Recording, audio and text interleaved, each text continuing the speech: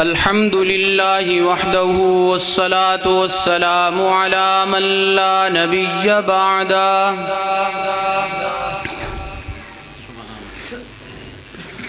صاحب التاج والمعراج سيد الإنس والجنات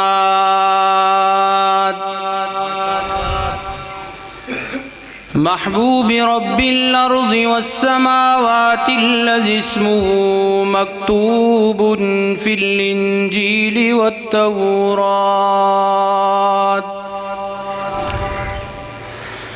أرسله بالحق بشيرا ونذيرا وداعيا إلى الله بإذنه وسراجا منيرا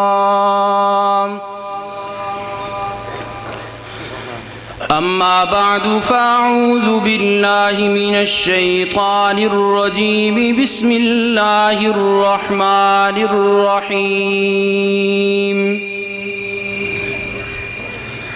وربطنا على قلوبهم إذ قاموا فقالوا ربنا رب السماوات والأرض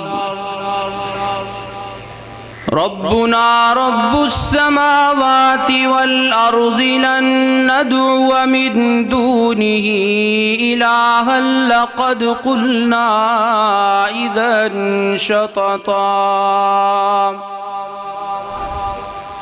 سبحان ربك رب العزة عما يصفون وسلام على المرسلين والحمد لله رب العالمين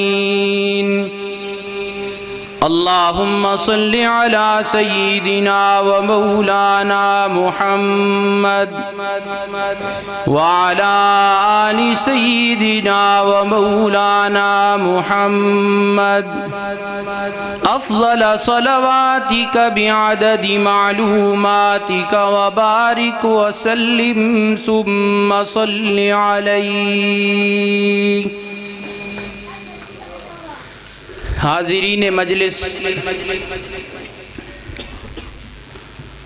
آج پہلی مرتبہ آپ کے اس علاقہ کی خوبصورت دینی ادارے میں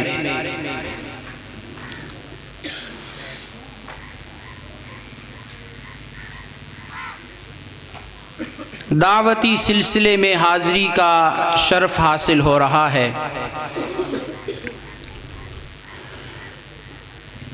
دعا فرمائیں کہ رب تعالی مجھے اپنے ارادے کے مطابق صحیح بیان کی توفیق عطا فرمائیں اور میرا شرح صدر بھی فرمائیں۔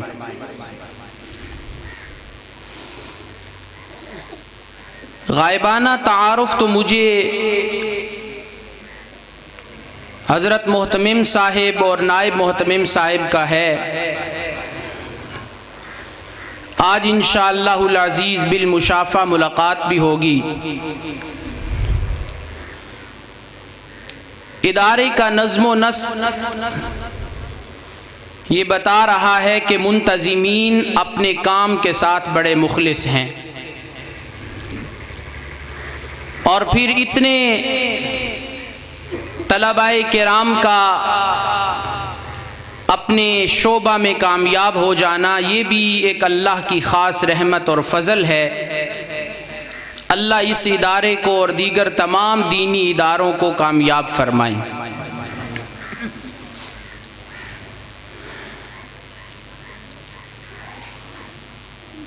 ولایت کا درجہ جسے نصیب ہو جاتا ہے بڑا خوش قسمت ہوتا ہے کہ وہ اللہ کا مقرب بندہ بن جاتا ہے۔ ایک ہے صحابیت کا درجہ۔ صحابیت کے درجے میں ارتقاء نہیں، وہ اللہ کی عطا ہے، اور ولایت کا درجہ انسان کو اپنی محنت سے، کوشش سے، لگن سے، کسب سے حاصل ہوتا ہے، لیکن نیتیں خالص ہونی چاہیے۔ ہم نے ولایت کا مطلب یہ سمجھ رکھا ہے کہ شاید جس نے ہر وقت جبہ زیب تن کیا ہوا ہے اور 100 دانے کی تسبیح اس کے ہاتھ میں ہے، ہم اسے ولی سمجھتے ہیں۔ لیکن ولایت میں سب سے بنیادی چیز وہ ظاہر کو نہیں دیکھا جاتا، جتنا کہ سب سے پہلے اللہ کے دربار میں بندے کا دل دیکھا جاتا ہے کہ اس دل میں اللہ کی کتنی محبت اور معرفت ہے، سنت اور صحابہ کی کتنی عظمت دل میں ہے، اس کے بعد ولایت کا درجہ بندے کو اللہ عطا کر دیتے ہیں۔ مستدرک حاکم کی ایک روایت ہے، من احب ان یعلم منزلته عند اللہ فَلْيَعْلَمْ مَنْزِلَةَ اللَّهِ عِنْدَ أَوْ كَمَا قَالَ صلی اللہ علیہ وسلم۔ رسول اللہ صلی اللہ علیہ وسلم نے فرمایا، اگر تم یہ جانچنا چاہتے ہو کہ تم اللہ کے حضور کتنے قدر و منزلت والے ہو، تو آسان طریقہ یہ ہے کہ کسی سے نہ پوچھو، اپنے دل میں جھانک کے دیکھو کہ تمہارے دل میں اللہ کی کتنی قدر و منزلت ہے۔ جب دل میں اللہ کی معرفت آ جاتی ہے، اس کی توحید پہ ایمان عقیدہ مضبوط ہو جاتا ہے، تو ولایت کا پہلا درجہ اس بندے کو نصیب ہو جاتا ہے۔ قرآن کریم نے چند اولیاء کا تذکرہ کیا۔ ہم اولیاء کے قائل ہیں جو دائرہ توحید و سنت میں رہ کر ولایت کو سنبھالتے ہیں، جو توحید و سنت سے عاری ہوں ہم ان کی ولایت کے قائل نہیں ہیں۔ قرآن کریم میں اللہ نے بہت سے مقامات پہ اشارتاً اپنی ولایت کا تذکرہ کیا، لیکن سورہ کہف میں اصحاب کہف کا تذکرہ کر کے اللہ نے اپنے ولیوں کا عقیدہ، رویہ اور استقامت سمجھائی کہ درجہ ولایت صرف مل جائے تو ایک حجرے میں خانقاہ میں بیٹھنا نہیں، بلکہ جہاں تمہیں مقابلے کی ضرورت پڑے تو اس مقابلے کے اندر پورا اترنا ہے اور اپنے آپ کو ثابت کرنا ہے کہ ہمارا بھروسہ دنیا پہ نہیں، دنیا کے خالق پہ ہمارا بھروسہ ہے۔ میں چند منٹ آپ کے سامنے گفتگو کروں گا۔ میں بھی ایک ادنا سا مدرس ہوں۔ علماء سمجھتے ہیں کہ معتمم سخت ہو تو پھر مدرس اپنے اسباق کی پابندی بھی بڑی کرتا ہے، تو میں آج کے سبق رات کو پڑھا کے آیا ہوں اور صبح بھی کچھ پڑھا کے 9 بجے نکلا ہوں، لیکن انشاءاللہ اللہ رب العزت شرح صدر فرمائیں گے جو میں ارادہ کر کے آیا ہوں آپ کو سناؤں گا۔ فرمایا نحن نقص علیک نباہم بالحق۔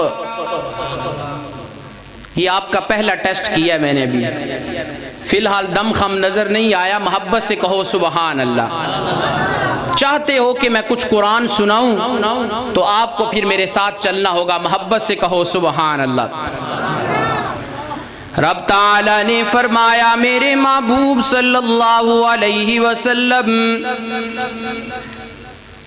ہم آپ کو ایک سچا واقعہ سناتے ہیں، قصہ سناتے ہیں سابقہ امتوں میں سے ایک جماعت کا۔ انہم فتیۃ آمنوا بربہم وزدناہم ہدی۔ وہ چند نوجوان تھے جن کا ایمان یہ تھا کہ ہمارا پروردگار صرف کون ہے، بولتے جائیے، ہمیں پیدا کرنے والا کون ہے۔ جب ہم چھوٹے تھے ہم اپنا اظہار نہیں کر سکتے تھے، ہمارے رونے سے ہماری چاہت ماں کو سمجھانے والا کون ہے۔ رب تعالیٰ نے فرمایا ہم نے ان نوجوانوں کو ایمان کی دولت بھی عطا کی، وزدناہم ہدی، ایمان کی دولت کے ساتھ ساتھ ہم نے ایسے نوجوانوں کو ولایت کا درجہ بھی عطا کر دیا ہے۔ آؤ ہڈالی کے لوگوں، میں اپنا عنوان ذرا تھوڑی دیر کے لیے یہاں روک کے ولایت کی نشانیاں سنانا چاہتا ہوں۔ آج ہم نے ولایت کو کچھ اور سمجھ لیا، لیکن حسن بصری رحمت اللہ علیہ نے ولایت کی 7 نشانیاں بیان کی۔ فرمایا الولی الذی یکون فی وجہہ حیاء وفی عینیہ بکاء وفی لسانہ ثناء وفی وعدہ وفاء وفی یدہ عطاء وفی نطقہ شفاء وفی قلبہ صفاء۔ ولایت کا درجہ اسے نصیب ہوتا ہے جس کے اندر 7 چیزیں آ جاتی ہیں۔ سب سے پہلے چہرے میں اللہ حیا عطا کرے تو ولایت کا پہلا درجہ ہوتا ہے۔ آنکھوں میں رونا آ جائے، اور یہ رونا کس وجہ سے ہو؟ دنیا کی وجہ سے نہیں بلکہ اللہ کی خوف کی وجہ سے رونا آ جائے تو یہ ولایت کا پہلا درجہ ہوتا ہے۔ آئیے ذرا ہڈالی کے لوگوں، میں اپنا عنوان یہاں روک کے ذرا قرآن کا ایک مقام سمجھانا چاہتا ہوں۔ رب تعالیٰ نے سورہ بقرہ میں پہلے پارے میں فرمایا وَإِنَّ مِنَ الْحِجَارَةِ لَمَا يَتَفَجَّرُ مِنْهُ الْأَنْهَارُ وَإِنَّ مِنْهَا لَمَا يَشَّقَّقُ فَيَخْرُجُ مِنْهُ الْمَاءُ وَإِنَّ مِنْهَا لَمَا يَهْبِطُ مِنْ خَشْيَةِ اللَّهِ۔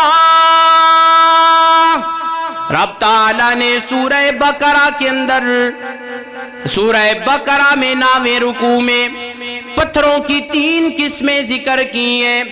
پہلی قسم پتھر کی یہ ہے کہ جس سے بہت زیادہ وافر مقدار میں پانی نکلتا ہے۔ دوسرے نمبر پہ وہ پتھر جن سے تھوڑا تھوڑا پانی ٹپکتا ہے، اور تیسرے نمبر پہ فرمایا وَإِنَّ مِنْهَا لَمَا يَهْبِطُ مِنْ خَشْيَةِ اللَّهِ۔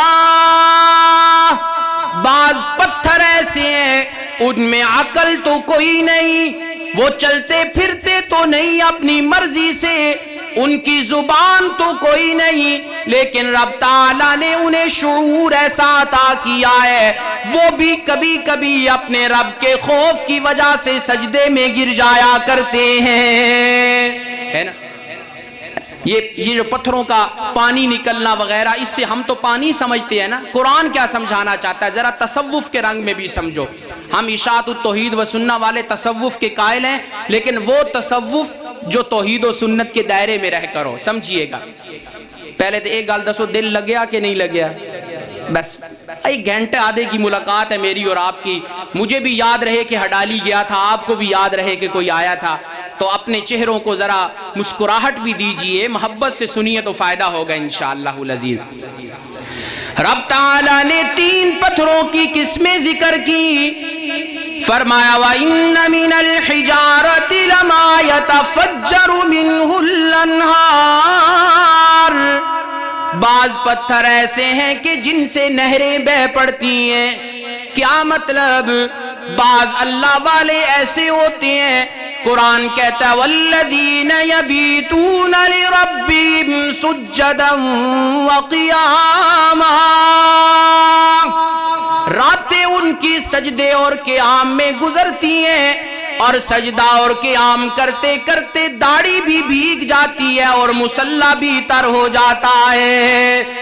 اور دوسری چیز فرمایا وَإِنَّ مِنْهَا لَمَا يَشَّقَّقُ فَيَخْرُجُ مِنْهُ الْمَاءُ۔ بعض پتھر ایسے ہیں جن سے ہلکا ہلکا پانی ٹپکتا ہے۔ کیا مطلب؟ بعض اللہ والے راتوں کو اگرچہ نہیں اٹھ سکتے بیماری اور محتاجی کی وجہ سے، لیکن فرض نماز کے بعد دعائیں مانگتے ہوئے ان کی داڑھیاں ضرور تر ہو جایا کرتی ہیں۔ اور تیسری چیز فرمایا وَإِنَّ مِنْهَا لَمَا يَهْبِطُ مِنْ خَشْيَةِ اللَّهِ، بعض پتھر اللہ نے ایسے بنائے کہ وہ اللہ کے خوف کی وجہ سے گر جاتے ہیں۔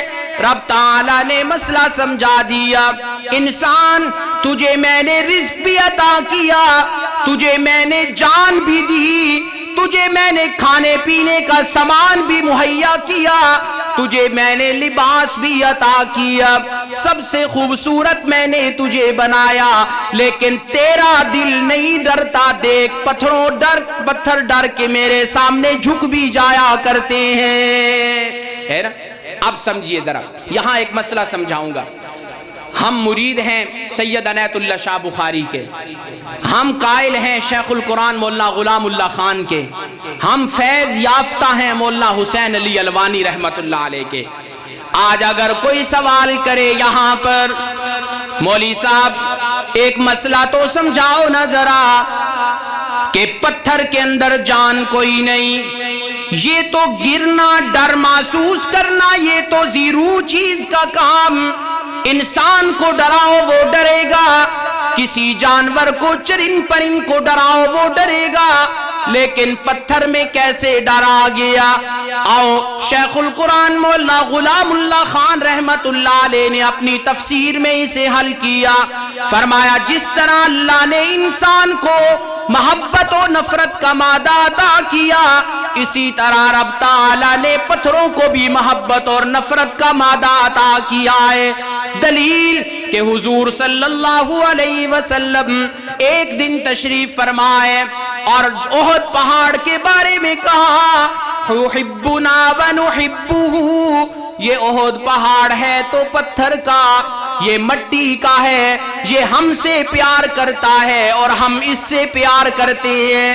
اشارہ کر دیا کہ پتھروں میں بھی اللہ نے نفرت و محبت کا مادہ رکھ دیا ہے۔ لیکن ہڈالی کے لوگوں، اگر میری بات پسند آئے تو محبت میں سبحان اللہ کہنا۔ وہ انسان کتنا خوش قسمت ہے کہ جس انسان کو اللہ نے اپنی محبت اور معرفت عطا کی، اور محبت اور معرفت کا لبادہ اوڑھ کر اس کی راتیں نافرمانی میں نہیں، اس کی راتیں اس کے ہاں سجدہ کرتے ہوئے گزرتی ہیں۔ کہو سبحان اللہ، سبحان اللہ۔ تو ولایت کا درجہ اللہ کسی کسی کو نصیب کرتا ہے، لیکن اس کے پیچھے کسب کا دخل ضرور ہے، محنت کرنی پڑتی ہے، توحید کا عقیدہ ہونا چاہیے۔ جی یہ میرے سامنے آخری پارہ ہے جی، اور 30ویں پارے میں رب تعالیٰ نے فرمایا یا ایھا الانسان انک قادح الی ربک قدحا فملاقیہ۔ کہہ دو سبحان اللہ۔ یہ اگر سپیکر نہ بھی ہوئے نا تو میں نے امید ہے کہ ادھے مجمع تک میری آواز آسانی نل جائے گی۔ کہو سبحان اللہ۔ فرمایا یا ایھا الانسان انک قادح الی ربک قدحا فملاقیہ۔ رب تعالیٰ نے فرمایا اے انسان، تو نے اپنے آپ کو تھکانا تو ہے نا، یہ تھکاوٹ تو تجھے دنیا میں کسی نہ کسی زاویے میں ضرور ہونی ہے، لیکن تو دنیا کماتے ہوئے اپنے آپ کو نہ تھکا، بلکہ تجھے چاہیے کہ تو اپنے آپ کو اگر تھکانا ہے، کسی محنت میں لگانا ہے، تو مزہ تو تب آتا ہے نا تیرا دن گزرے عبادت کے اندر اور رات گزرے خلوت میں اس سے باتیں کرتے ہوئے۔ آؤ ہڈالی کے لوگوں، انسان کس کو کہتے ہیں یا راضی معنی سنونا؟ انسان یہ نسیان سے ہے کہ بھولنا، اور ان سے ہے کہ محبت رکھنا۔ رب تعالیٰ نے ایک لفظ کو دو مادوں سے بنایا، نسیان والا کہ بھولنا بھی ہے انسان نے، اور انس والا کہ محبت بھی رکھنی ہے۔ اشارہ کس طرف کر دیا؟ انسان دنیا کو بھلا دے، دنیا کی محبت کو بھلا دے، اور میری محبت کے اندر مضبوط ہوتا چلا جا، تو چلتا جائے گا، دنیا تیرے قدموں میں نچھاور کرتا جاؤں گا۔ اوہ سبحان اللہ۔ تو میں عرض کر رہا تھا کہ حسن بصری نے کیا فرمایا؟ وفی عینیہ بکا۔ اللہ والے وہ ہوتے ہیں جن کی آنکھوں میں رونا ہوتا ہے۔ آئیے شمائل ترمذی میں امام ترمذی نے 56 ابواب باندھے ہیں اور اس کے اندر 400 روایات کو نقل کیا ہے۔ امام ترمذی نے رسول اللہ صلی اللہ علیہ وسلم کے بارے میں رونے کا تذکرہ کرتے ہوئے کہا، ایک صحابی کہتے ہیں آتیت رسول اللہ صلی اللہ علیہ وسلم وہو یصلی، میں رسول اللہ کے پاس آیا، میں آیا تو دیکھا رسول اللہ نماز پڑھ رہے ہیں، عزیز کا عزیز المرجل من البکاء او کما قال، فرمایا رسول اللہ سے یوں پیٹ سے آواز نکل رہی تھی جس طرح کے ہنڈیا چولہے کے اوپر پڑی ہوئی ہو تو وہاں جوش کی آواز ہوتی ہے۔ یہ کیوں؟ فرمایا من البکاء، رسول اللہ رو رہے تھے۔ ہڈالی کے لوگوں ایک جملہ بولنے لگا ہوں، خدا را میرے جملے کا مول پا لینا، اگر یہ جملہ سمجھ آ جائے مجھے امید ہے کہ کئی لوگوں کی زندگی بدلے گی۔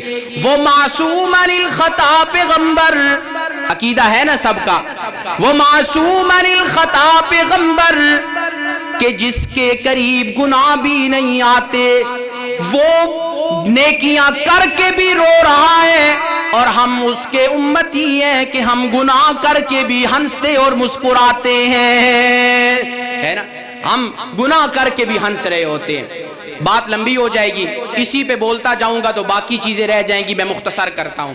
حسن بصری نے فرمایا وفی عینیہ بکا، ولایت کا دوسری ولایت کی نشانی اور دوسرا درجہ یہ ہے کہ جس بندے کے آنکھوں میں آنسو آنے شروع ہو جائیں، کس کے خوف کی وجہ سے بتاؤ نام، کس کے خوف کی وجہ سے؟ اللہ کے خوف کی وجہ سے۔ فرمایا ولایت کا درجہ اسے نصیب ہو جاتا ہے۔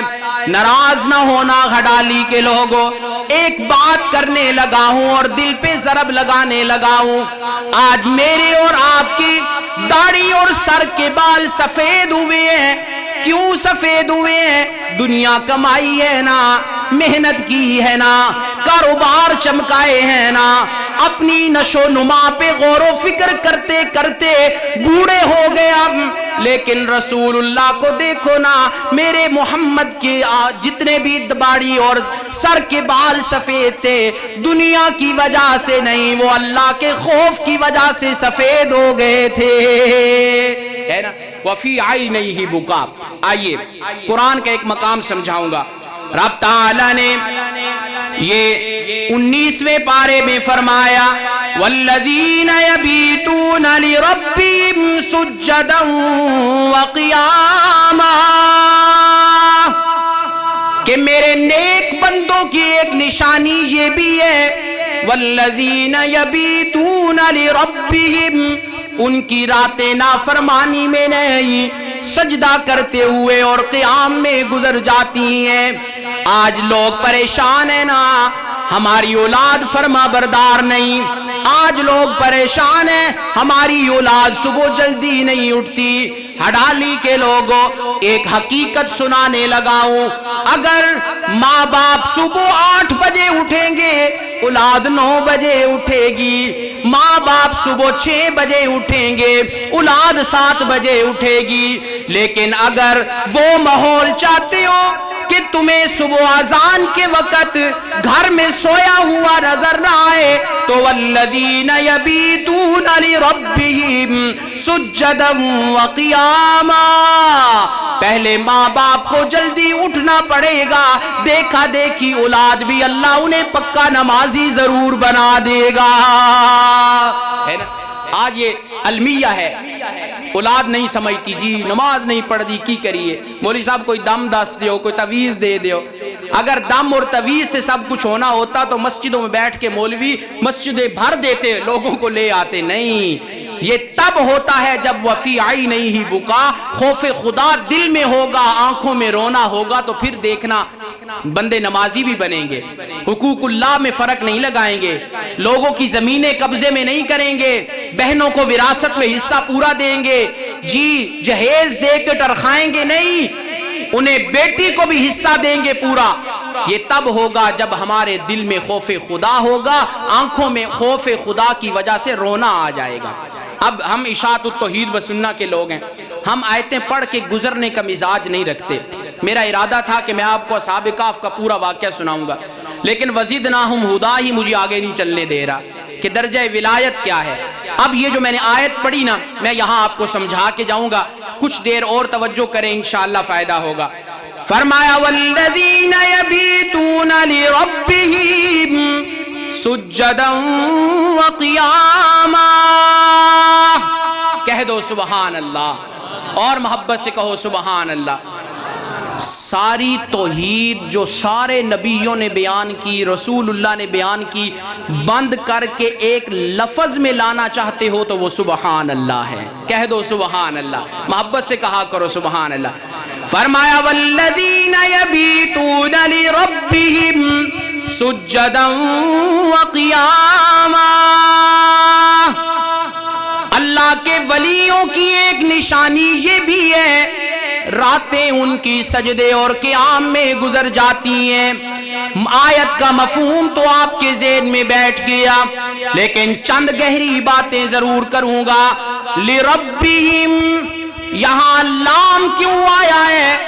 اس وجہ سے اشارہ کر دیا کہ یہ لام تصرف کا ہے، اشارہ کر دیا راتوں کو اگر تجھے سجدے پہ کھڑے ہونے کی توفیق مل جائے، راتوں کو تجھے سجدے کی توفیق مل جائے، قیام کی توفیق مل جائے، لمبی لمبی دعائیں پڑھنے کا موقع مل جائے، والذین یبیتون لربہم، اسے اپنا کمال نہ سمجھنا، یہ تیرا اٹھ کے اللہ کی عبادت کرنا اس کی مرضی سے ہے، تیری مرضی سے نہیں ہو سکتا۔ کہو سبحان اللہ۔ آج لوگ کہتے ہیں نا میں نماز پڑھی، میں روزہ رکھیا، اللہ کا قرآن ہمیں سمجھانا چاہتا ہے میں کچھ نہیں ہے، وہ کہتا ہے میں نہ بلاتا تو کیسے آتا، میں تجھے اپنے در پہ۔ اس لیے جو بندہ نمازی ہے نا، خوش رہا کرو، اگر کوئی مالی تنگی بھی ہے تو پریشان نہ ہوا کرو، کہ اللہ ہم پہ راضی ہے کہ ہمیں مسجد میں آنے کی توفیق دیتا ہے۔ ورنہ میں ایک بات کہا کرتا ہوں کہ اللہ کی ناراضگی کی دلیل کیا ہے؟ اللہ مال و دولت لے لیتا ہے، اللہ گھر لے لیتا ہے؟ نہیں، اللہ کھلاتا ہے، پلاتا ہے، پہناتا ہے، سواریاں دیتا ہے، لیکن اس کی ناراضگی کی دلیل یہ ہے کہ اللہ اپنے در پہ سجدے کی توفیق نہیں دیا کرتا۔ جس کو اس کے در پہ سجدے کی توفیق مل رہی ہے نا دوستو، بزرگوں، بچوں کی جگہ بیٹھے ہو، خوش ہوا کرو اور اس نعمت پہ شکر ادا کیا کرو کہ وہ راضی ہے اور اپنے در پہ ہمیں بلا لیتا ہے۔ بات سمجھ گئے؟ اب سمجھیے، فرمایا والذین یبیتون لربہم سجدا وقیاما، کہ رب تعالیٰ کے نیک بندوں کی نشانی وہ راتوں کو اٹھ کے عبادت کرتے ہیں، لیکن جسے یہ نصیب ہو جائے اپنا کمال نہ سمجھے بلکہ یہ کس کی توفیق سے ہوا ہے۔ آؤ چلو ایک مسئلہ، ایک بات اس کے ساتھ اور سمجھاؤں۔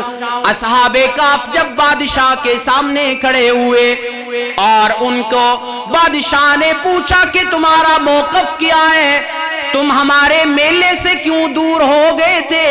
قرآن کہتا ہے وَرَبَطْنَا عَلَىٰ قُلُوبِهِمْ، کہہ دو سبحان اللہ، وَرَبَطْنَا عَلَىٰ قُلُوبِهِمْ، اللہ کہتے ہیں تھے نوجوان وقت کے سرکش بادشاہ کے سامنے، ہم نے انہیں کھڑا کر دیا، انہوں نے وہاں پہ اپنا موقف سنایا، ربنا رب السماوات والارض، کہہ دو سبحان اللہ، ربنا رب السماوات والارض، اے بادشاہ ہمارا رب وہ نہیں کہ جو کھا پی نہیں سکتا، ہمارا رب تو وہ ہے وَهُوَ يُطْعِمُ وَلَا يُطْعَمُ، جو دوسروں کو کھلاتا ہے اسے کھانے کی ضرورت نہیں، ہمارا رب وہ نہیں جو بول نہیں سکتا، ہمارا رب وہ ہے ربنا رب السماوات والارض۔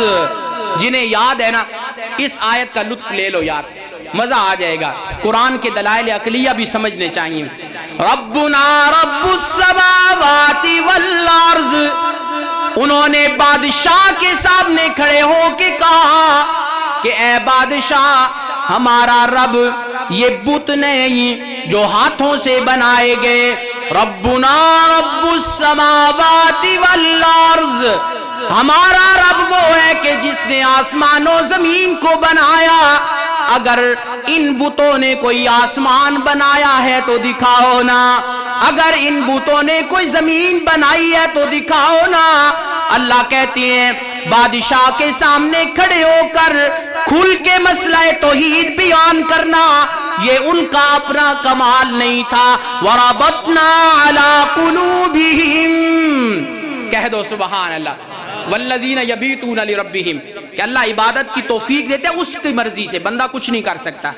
فرمایا یہ نوجوانوں نے بادشاہ کے سامنے کھڑے ہو کر جو مسئلہ توحید سنایا، بادشاہ بھی وہ جو مشرک ہے، جو اللہ کی وحدانیت کا اقرار نہیں کرتا، فرمایا وَرَبَطْنَا عَلَىٰ قُلُوبِهِمْ، یہ انہوں نے اپنی مرضی سے، اپنے اختیار سے نہیں، وَرَبَطْنَا عَلَىٰ قُلُوبِهِمْ، ہم نے انہیں توفیق عطا کی، ہم نے انہیں ربط القلب عطا کیا کہ بادشاہ کے سامنے بھی میں رب کی توحید کو انہوں نے کھل کے سنایا ہے۔ کہو سبحان اللہ، سبحان اللہ۔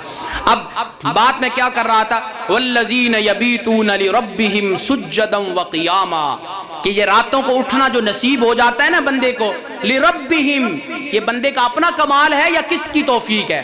بولو کس کی توفیق ہے؟ آئیے یہ میرے سامنے سورہ مزمل ہے جی، 29واں پارہ ہے، قرآن کھول کھول کے دکھانے کا مزاج رکھتا ہوں دوستو۔ رب تعالیٰ نے فرمایا ان ناشئۃ اللیل ہی اشد وطئا واقوم قیلا، کہہ دو سبحان اللہ۔ جتنا رسپونس آئے گا نا سبحان اللہ کہو گے اتنا قرآن سناؤں گا انشاءاللہ، محبت سے کہو سبحان اللہ جی۔ فرمایا ان ناشئۃ اللیل ہی اشد وطئا واقوم قیلا، رب تعالیٰ نے فرمایا میرے محبوب یہ رات کو سحری کے وقت اٹھنا نفس کا بڑا علاج ہے۔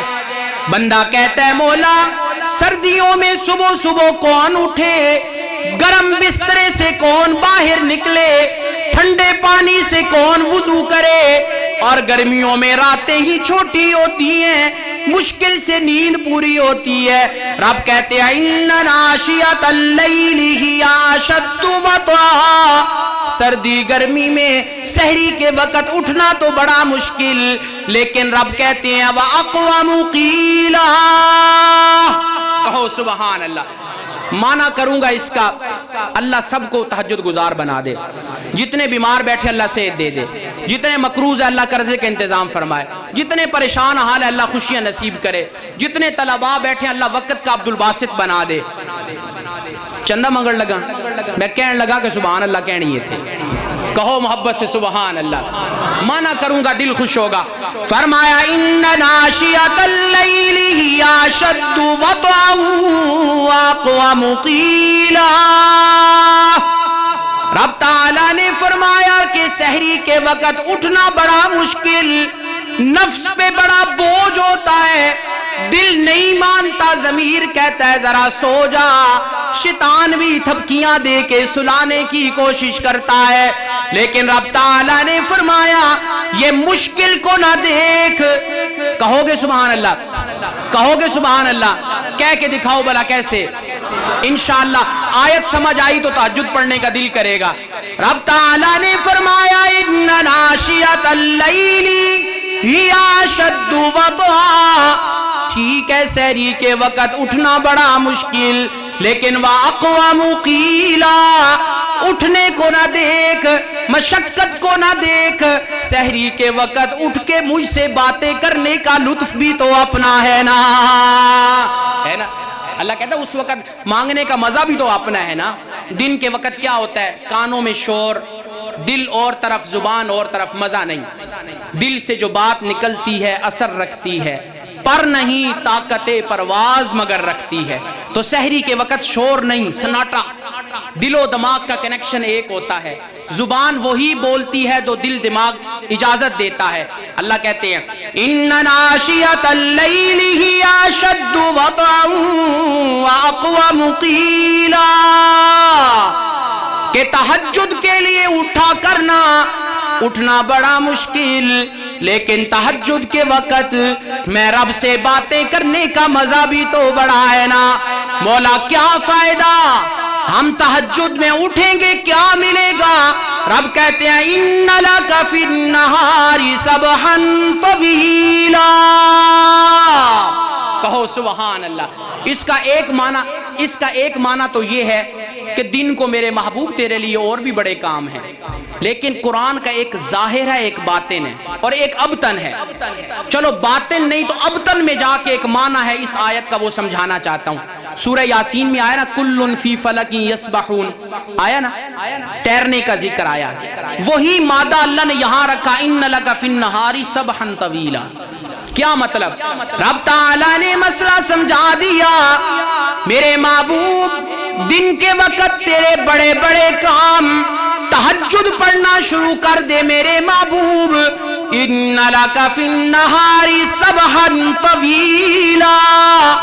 جس طرح دریا و سمندر میں کشتی چلتی ہے، کوئی جمپ نہیں لگتا، کوئی کھڈا نہیں، کوئی رکاوٹ نہیں، کوئی بیچ میں رکنے کا سما نہیں آتا. فرمایا ان لک فی النہار سبحا طویلا.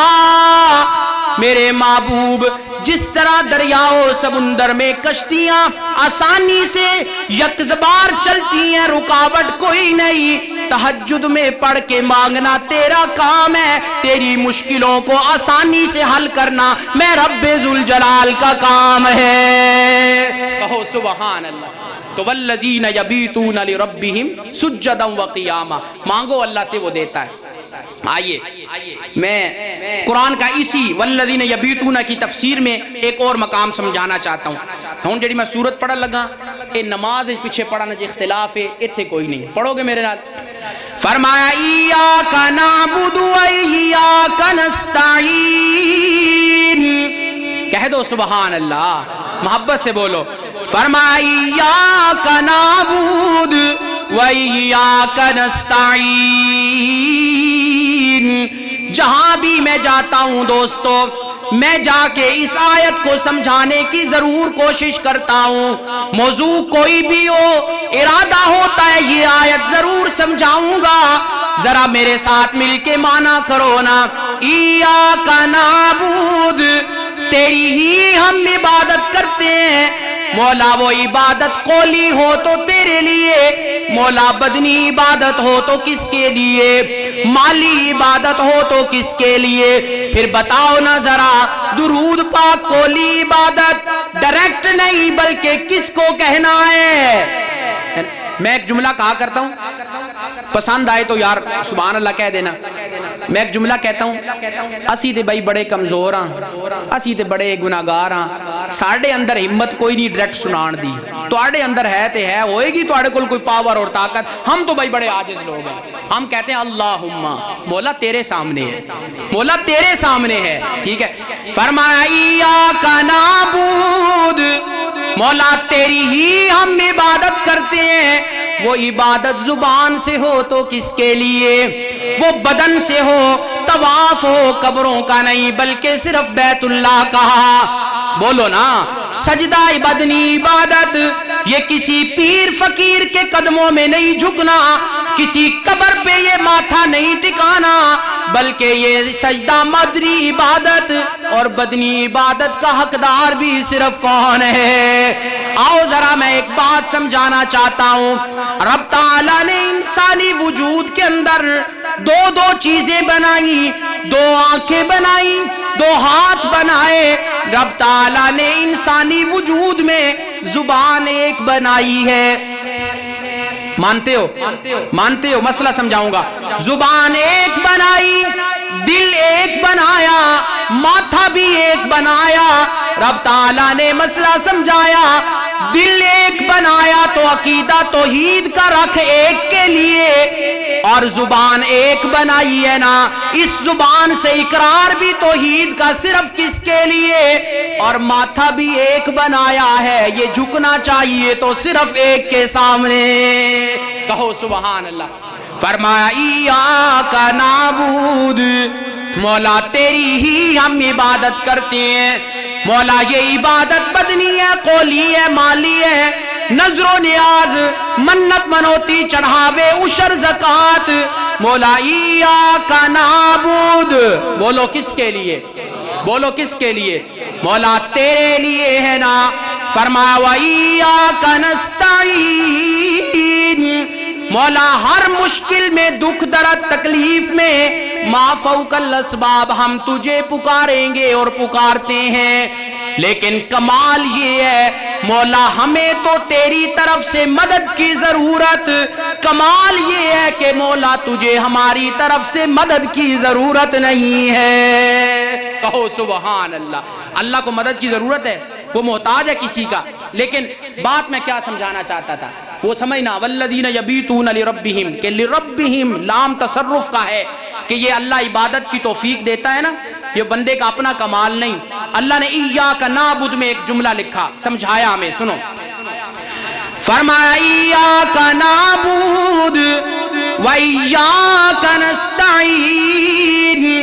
ہڈالی کے لوگوں، یہ قرآن آپ کے سامنے کھول کے بیٹھا ہوں، ذرا سمجھیے گا ایک بات، میں اپنی بات نہیں کرنا چاہتا، میں اپنی بات نہیں، مفسرین کے لکھی ہوئی باتیں آپ کو سنا رہا ہوں۔ فرمایا ایاک نعبد، مولا تو نے عبادت کا ذکر پہلے کیا، وَإِيَّاكَ نَسْتَعِينُ، مولا تو نے مدد مانگنے کا ذکر بعد میں کیوں کیا ہے؟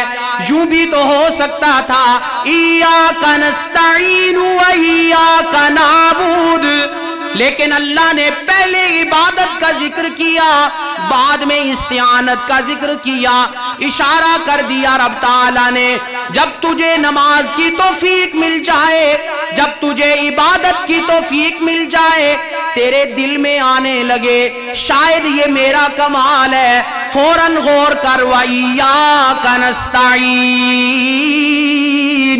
اگر اس کی مدد شامل حال نہ ہوتی تو ہم اٹھ کے وضو کرنے پہ بھی قادر نہیں تھے۔ بات سمجھ آ گئی؟ والذین یبیتون لربہم سجدا وقیاما، کہ ہمیں راتیں ایسی ہونی چاہیے کہ اللہ کے حضور ہم دعائیں کرتے ہوئے، مانگتے ہوئے رہیں، ہے نا بات اسی طرح؟ تو میں عرض کر رہا تھا ولایت کا دوسرا درجہ ہے وفی عینیہ بکا، ہماری آنکھوں میں رونا ہونا چاہیے، وہ تب ہوگا جب دل میں خشیت اور خوف کس کا ہوگا؟ اللہ کا۔ اب بات سمجھیے گا ذرا۔ فرمایا الولی الذی یکون فی وجہہ حیاء وفی عینیہ بکا، یہاں حسن بصری نے دوسری صفت یہ ذکر کی، فرمایا آنکھوں میں رونا ہونا چاہیے، یہ رونا مالی تنگی کی وجہ سے نہیں، یہ رونا بیماری کی وجہ سے نہیں، یہ خوف خدا کی وجہ سے رونا آنا چاہیے۔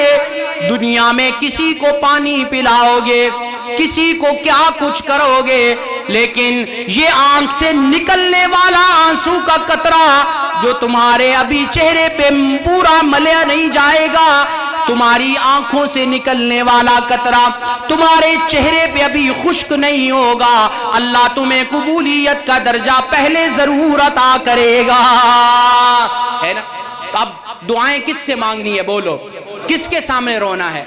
یہ پیروں فقیروں مولویوں دے سامنے جا کے رونا کہ ساڑی نا یہ بھی محتاج ہیں تو کس کے ہیں؟ تو ہمیں بھی پھر کس سے مانگنا چاہیے؟ ہمیں اللہ سے مانگنا چاہیے۔ آئیے ایک حدیث سناتا ہوں بخاری شریف، اور پھر اس کے بعد اپنا بیان مکمل۔ باقی 5 نشانیاں کسی موقع پہ، اصحاب کہف کا واقعہ کسی موقع پہ، میں اپنی بات ختم کرتا ہوں۔ قال النبی صلی اللہ علیہ وسلم، محبت سے کہو سبحان اللہ، ان من الشجر شجرۃ لا يسقط ورقها مثل المسلم، رسول اللہ نے صحابہ کو کہا ہے میرے صحابہ ذرا ایک بات تو بتاؤ نا، درختوں میں ایک درخت ایسا ہے جس کی مثال مسلمان کی طرح ہے. بتاؤ کون سا درخت ہے اس کے پتے بھی زمین پہ نہیں گرتے. صحابہ کرام نے فرمایا ہمارے ذہن میں یہ بات آئی شاید یہ درخت کسی جنگل میں ہوگا. حضرت عبداللہ ابن عمر فرماتے ہیں مجھے حیا آ گئی, سمجھ تو میں گیا تھا کہ وہ کون سا درخت ہے, بڑے بڑے بیٹھے تھے نا, میں ذرا خاموش ہو گیا ہوں. رسول اللہ سے صحابہ نے پوچھا اللہ کے محبوب حدثنا, آپ ہی بتا دیں وہ کون سا درخت ہے. فرمایا ہی النخلا, کون سا درخت ہے؟ ہی النخلا, وہ کھجور کا درخت. آؤ ہڈالی کے لوگوں مسئلہ سمجھانے لگاؤں, خدا کرے بات سمجھ آ جائے. یہ میرا کمال نہیں, ہمارے اکابرین کا یہ فیض ہے, اس کی توفیق سے آپ کو سنا رہا ہوں.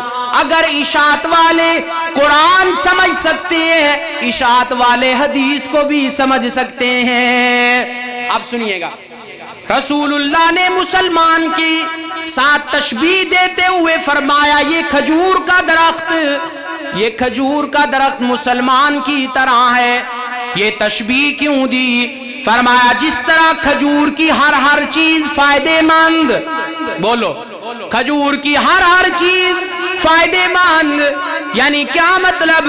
مین تنا اس کا ستون کے کام آتا ہے, اس کا پھل کھانے کے لیے ہے, اس کے پتے چھتوں میں ڈالنے کے لیے ہیں, اور اس کے پتے جو ہیں وہ ہوا لینے کے لیے بھی پنکھے کا کام بھی دیتے ہیں.